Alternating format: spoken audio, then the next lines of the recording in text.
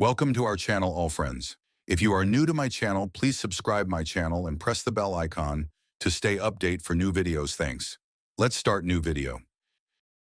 Today was my brother's Mendi ceremony. I have only one elder brother, and I had countless dreams about his wedding. That's why I had prepared an outfit even more expensive than the bride's. I had adorned myself fully with floral jewelry. After giving myself one last glance in the mirror, I sprayed the most expensive perfume on myself. I wasn't extremely beautiful, but after all that grooming and decoration, I looked quite good. As I wore anklets and gave one final look at my preparations, I left the room. The Mendi event was being held in the garden outside, and I had to go there all dressed up. As I hurriedly descended the stairs, typing a message to my friend, asking when she would arrive, I suddenly bumped into someone hard. Before I could completely stumble and fall down the stairs, someone caught me firmly in his strong arms. When I looked up at the person, a faint smile played on his lips, while I, on the other hand, was burning with anger at that smile. I was furious that he had dared to hold me like that. I quickly pushed myself away from his arms. "Don't you have any manners? What kind of behavior is this?" I snapped. If it were up to me, I would have slapped him right there. His expression immediately changed, and with surprise, he said, "Ma'am, what happened? You were busy on your phone and now you're blaming me? I have no desire to bump into girls like you." With arrogance in his tone, he climbed back up the stairs. His expression not only made me angry, but his words added fuel to the fire. Enraged, I called out after him, "Hey, mister, who even are you and what nonsense are you spouting?" I assumed he had come to help with the Mendi event and said, "Just do your work and don't trouble yourself with speaking too much. Or I'll complain about you to my brother Danish. Do you even know who I am? I'm the groom's sister." I said that with immense pride because I was very proud of my brother. Hearing that, the guy's smile grew wider. He took 2 steps down and stood closer to me, looking at me intently. Then he said, "Do you know who I am?"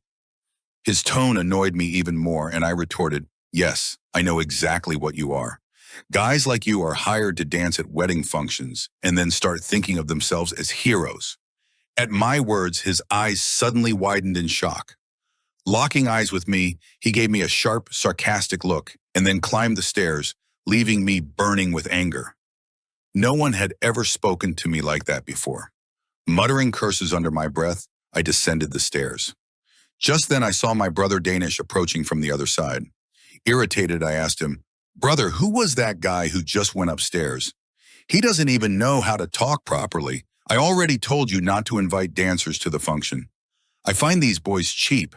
They use the excuse of dancing to ogle at the girls of the house." I turned back to glance toward the staircase again, but the guy had disappeared. My brother looked at me with concern and asked, "Ikra, I hope you didn't say anything rude to him?" I huffed and replied, "Why would I be rude? Do I seem rude to you?" He was the one being disrespectful. My brother immediately held his head in frustration and said, "Ikra, that's my boss, Ahan. I work in his company. Everything you're seeing at this wedding is sponsored by him. He's just a little different in temperament. He behaves like an equal even with his workers." I invited him to the Mendi function, and instead of sitting around, he started helping out like a friend.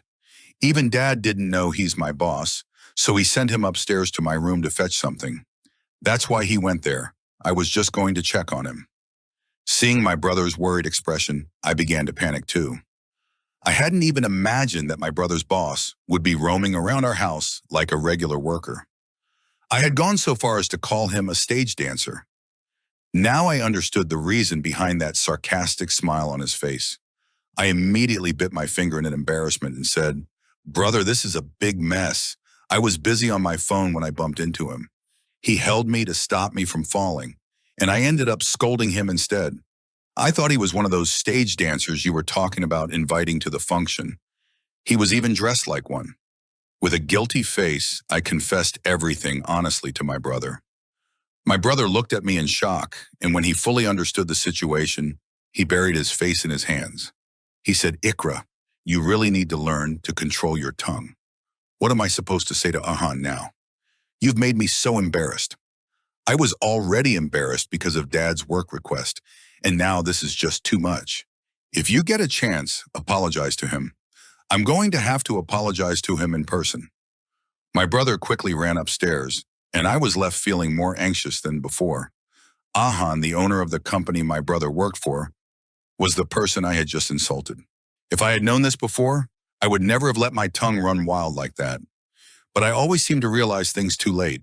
As I entered the garden, still lost in thought, my friend Fiza had arrived. She smiled when she saw me and hugged me, teasing me, "Why do you look so worried? It's your brother's wedding, not a sister's departure. Are you already afraid of your soon-to-be sister-in-law?" she teased, while I nervously twisted my dupatta around my fingers. She asked again, "Tell me, what's going on?" I glared at her and replied angrily, "This is all your fault. I told you to arrive on time, but you're always late. If I hadn't been messaging you, this whole mess wouldn't have happened. What if he fires my brother off his job? What then?" Tears started welling up in my eyes. Suddenly, I felt someone behind me. I turned around and saw my brother's boss, Ahan, standing close to me.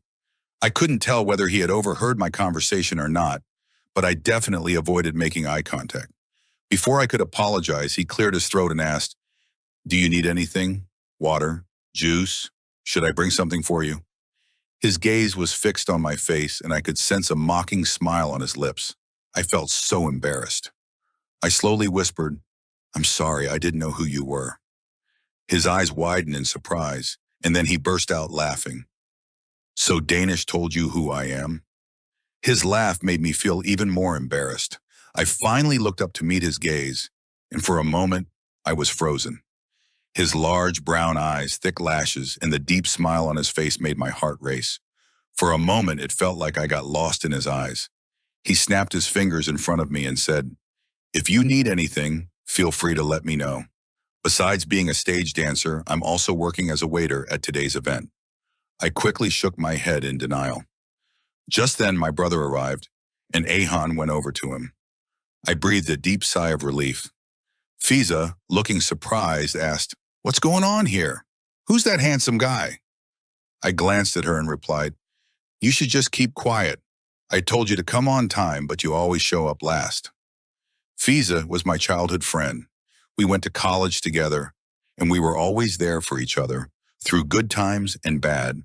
But one major flaw of Fiza was her habit of always being late. And I had a feeling that whatever had happened today was because she was late. Fiza then said, "Forget about it. You look so beautiful. Let's take some pictures." Fiza started taking pictures of herself and me, but I kept glancing over at where my brother's boss was standing. He was busy serving food with my brother's other friends, and I couldn't help but be amazed at how simple and humble he was. Despite being the owner of such a large company, he didn't act like a millionaire. Dressed in a black kurta and shalwar with Peshawari sandals and a black shawl draped over his shoulder, he looked just like my brother's friends. There was no arrogance, no pride. He was working as though we had hired him as a waiter, smiling and greeting everyone, even serving my parents with great care. I was secretly observing him from a distance. Fiza said, "What's up? Are you going to keep staring at him all day? You're not telling me what's going on." So I told her everything. After hearing it, she was surprised and then said, "Well, this is a great opportunity. Don't let it slip by." Hearing Fiza's words, I slapped her head playfully and said, "Stop talking nonsense. If anyone hears you, we'll be in trouble." Then, when the event ended and dinner was served, my brother insisted that his boss stay. So for the first time, Ahan and I sat side by side and began eating together. While we were eating, he casually said, "By the way, your tongue is quite quick. What happened on that stage?" I was taken aback by Ahan's tone and immediately looked at him, noticing the faint smile on his face. I quickly diverted my gaze and focused on my food, as my father, brother, and a couple of my brother's friends were also seated at the same table. My mother was no longer alive, so I was the only girl in the house, which is why my father and brother always kept me with them wherever they went. Even now, in this table full of boys, I was sitting alone, but most of them were people I had known very well, those who had visited our house since childhood. There were one or two friends I didn't talk to as much, but Ahan was a completely new face to me. After a while, Ahan got up and left, and I went to my room, but my heart was racing. I felt embarrassed and strange emotions were rising within me. I spent the entire night thinking about him. The next day was the wedding, and I was busy with preparations throughout the day, shedding tears as I remembered my mother. On such a joyous occasion, I missed her terribly. If she were here, she would have been so happy. Thinking about this, I tried to focus on getting everything done with full responsibility. I had also invited Fiza, and together we managed everything. The clothes for my sister-in-law were sent to her house, and I had prepared a more expensive lehenga than hers. It wasn't that I was jealous or envious of her. I just loved wearing good clothes and dressing up. That's why I had gotten a very expensive lehenga made along with matching jewelry and had a makeover at a pricey parlor, which made me look even more beautiful. On the day of the wedding, when I stepped out of the house fully dressed up with my brother, I was shocked to see a big black limousine parked outside. As my brother started walking toward it, I asked in surprise, "Are we going to the wedding in this car? I can't believe it. I've never been in such a big car." My brother smiled and said, "This is a gift from my boss. He wanted me to take the wedding procession in his car. This is Ahan's car."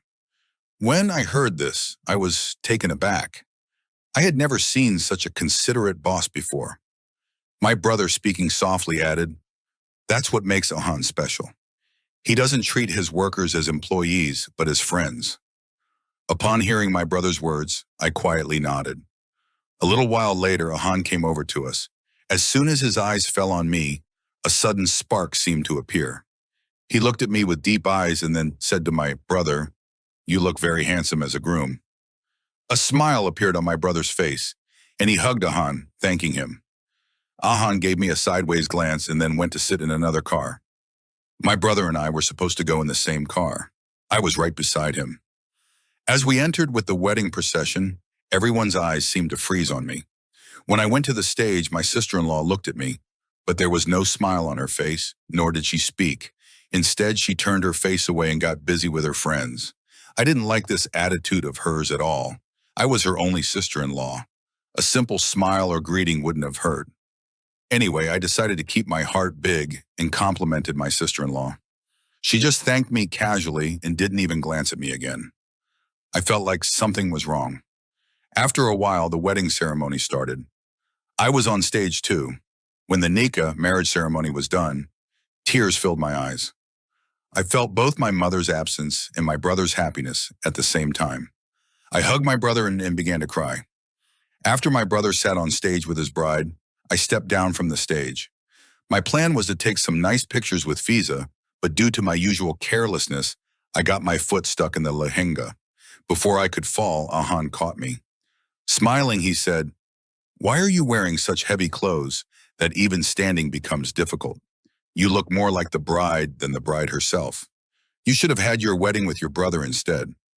His tone was playful, but I looked at him angrily.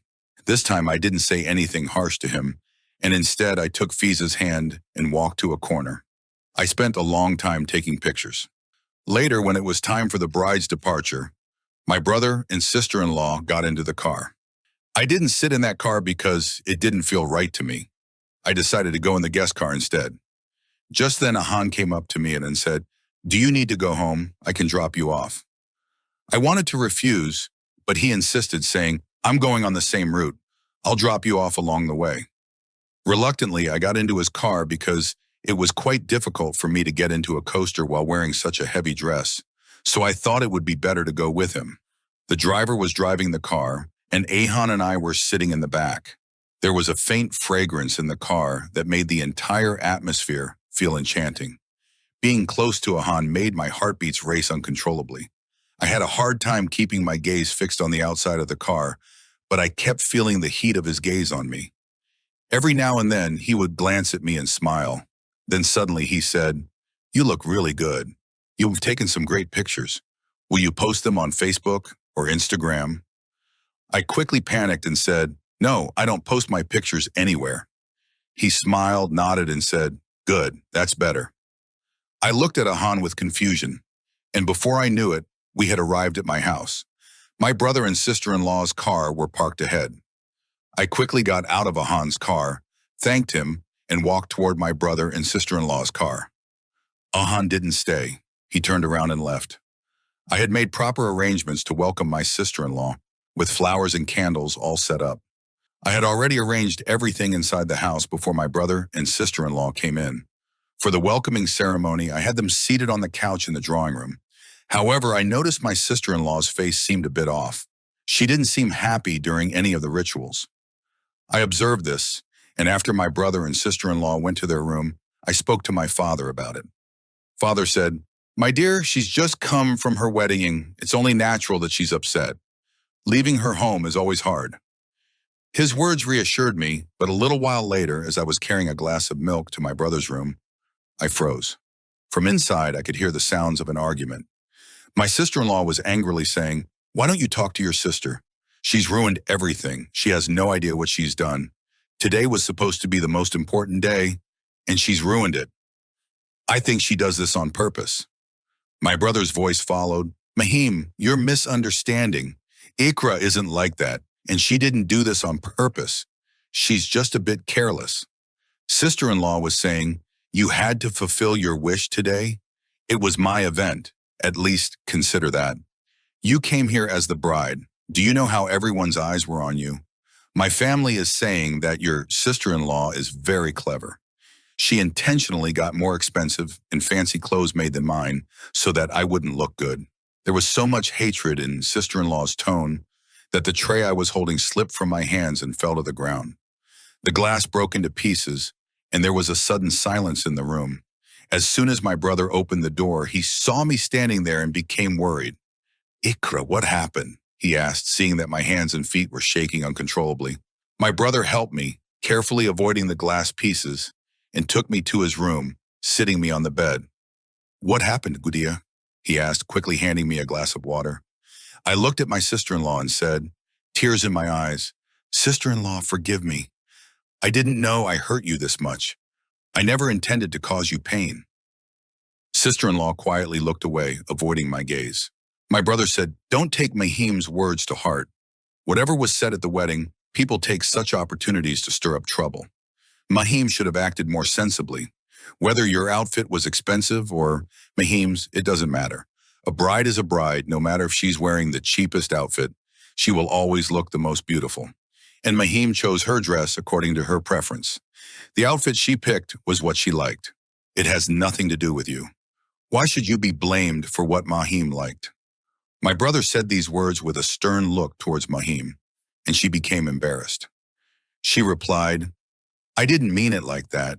It's just that all my family members kept saying that, 'Look at Ikra, she intentionally prepared more than me.' I told my sister-in-law, 'I understand that I made a mistake, and I will be more careful in the future. Just please don't hold any hatred for me in your heart.' My mother isn't here, but I consider you my mother." Sister-in-law hugged me and apologized for her behavior. The distance between us disappeared in a moment because I didn't keep these feelings to myself. I expressed them to my brother and sister-in-law. I told them that I had heard their words and I realized my mistake. If I hadn't said this and kept it to myself, perhaps the hatred would have continued to grow.